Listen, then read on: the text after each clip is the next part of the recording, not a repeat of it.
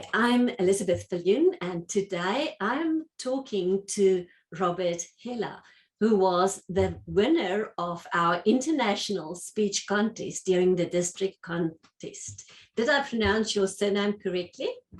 Oh, you pronounce it well. That's good. I'm very aware that it's not always easy to pronounce people's surnames. Look at mine. Yeah, but you did well, so yeah, no worries there. Thank you. Tell me about your Toastmasters journey. Of which club are you a member? So I am a member of West Harbour Toastmasters here in Auckland, and I have been a member for slightly over 3.5 years.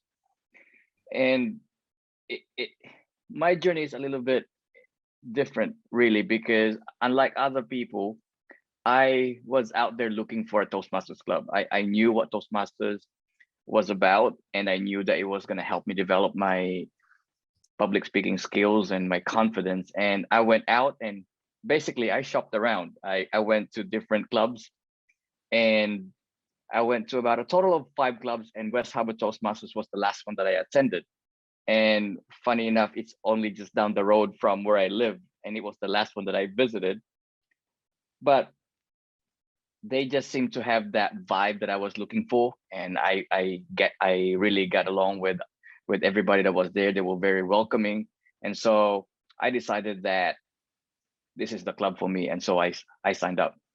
But and I'm definitely really happy with my decision, and I always tell people I've got the best club in New Zealand.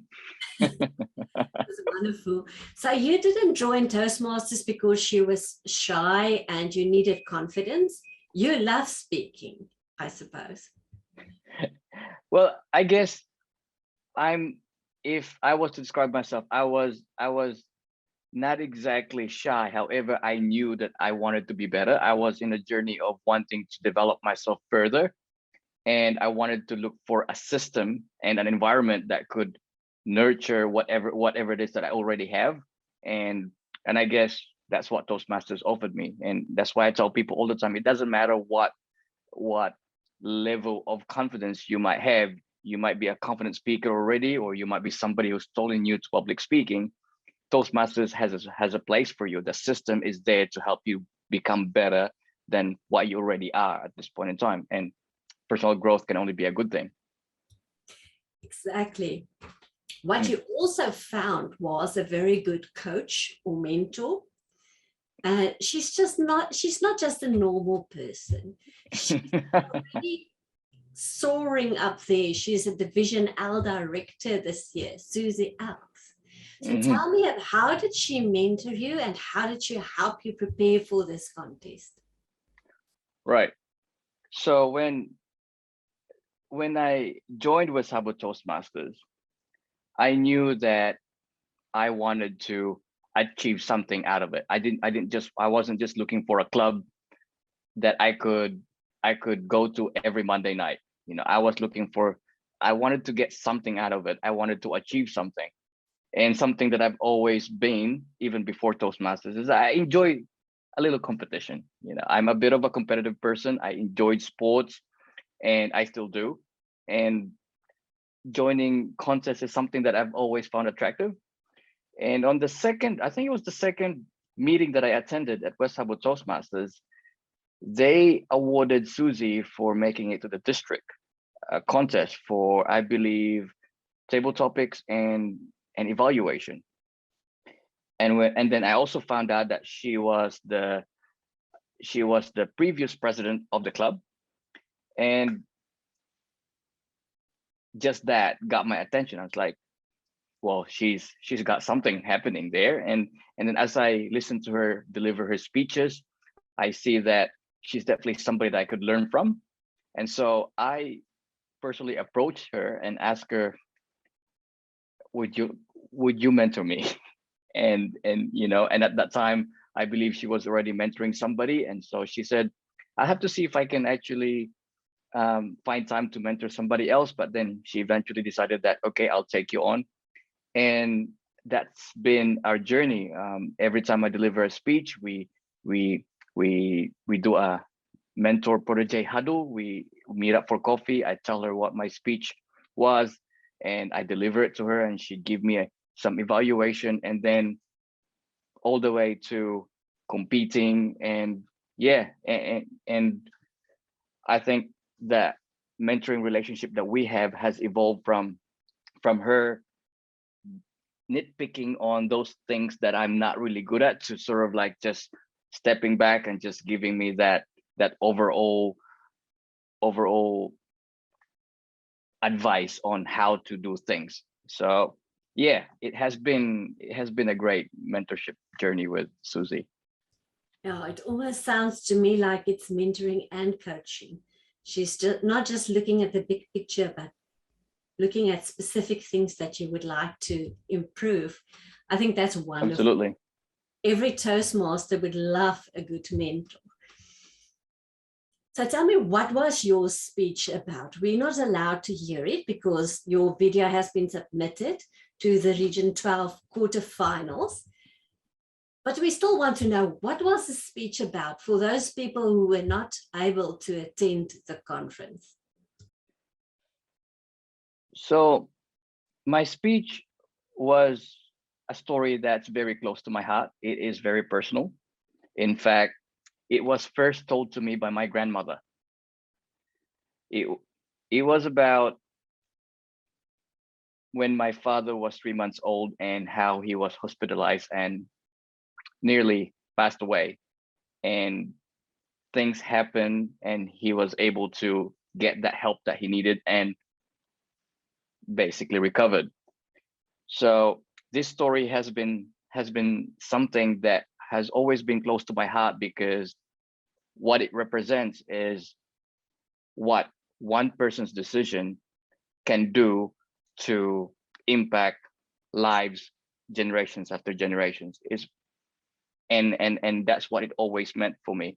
So yeah, so my speech is about my father and how that impacted my life and our family's life.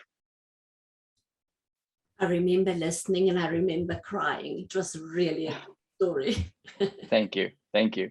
I never thought that I'll ever deliver it as a speech, because every time I think about that story, it always makes me emotional. I've ever since I joined Toastmasters, I've been thinking about delivering that as a speech, but I just couldn't, because every time I tried to revisit the story, it just makes me emotional. And I feel like I don't think I can hold it together while delivering the speech. So it took me a long time before I even decided that, oh, this could be a Toastmasters speech. And I suppose, it was the story that's really close to my heart and really special. And I suppose a lot of people thought that way as well in the contest.